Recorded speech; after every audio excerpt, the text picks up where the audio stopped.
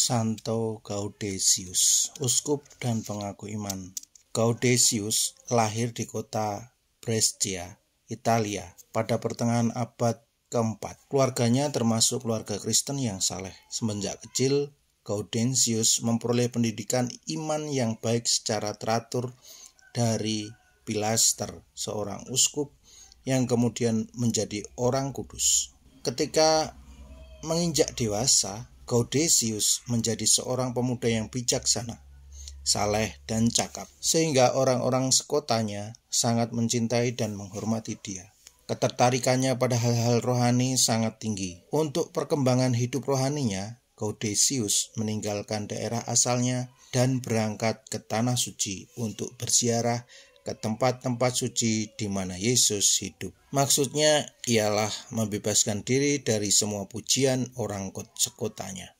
Tetapi maksudnya ini tidak seluruhnya tercapai, karena para imam dan seluruh umat Brescia dengan suara bulat memilih dia untuk menjadi uskup Brescia, menggantikan uskup Pilaster yang telah meninggal. Semua uskup yang lain di bawah pimpinan uskup agung Ambrosius berkumpul untuk mensahkan pilihan itu. Mereka mengirim surat kepada Gaudentius yang sedang berada di Kapadokia, Asia Kecil, agar segera pulang untuk memangku jabatan sebagai uskup Brescia. Mendengar berita itu, Gaudentius tidak bisa berbuat apa-apa karena hormatnya yang besar kepada uskup agung Ambrosius.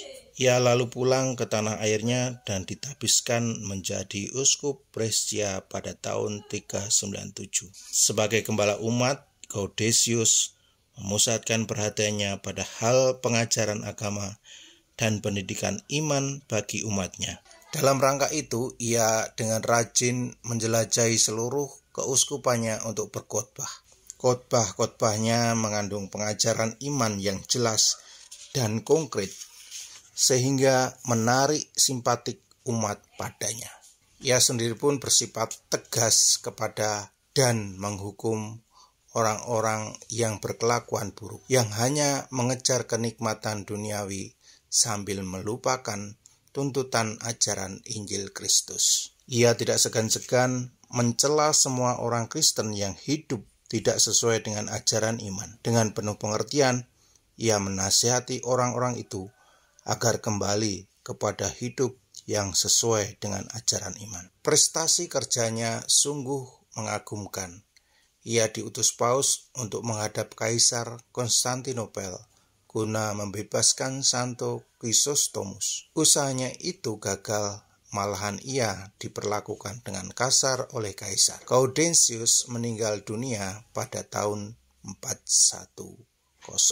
Itulah ajaran Santo Gaudentius. Semoga kita bisa meneladaninya sebagai orang-orang beriman yang selalu taat pada ajaran Injil Kristus.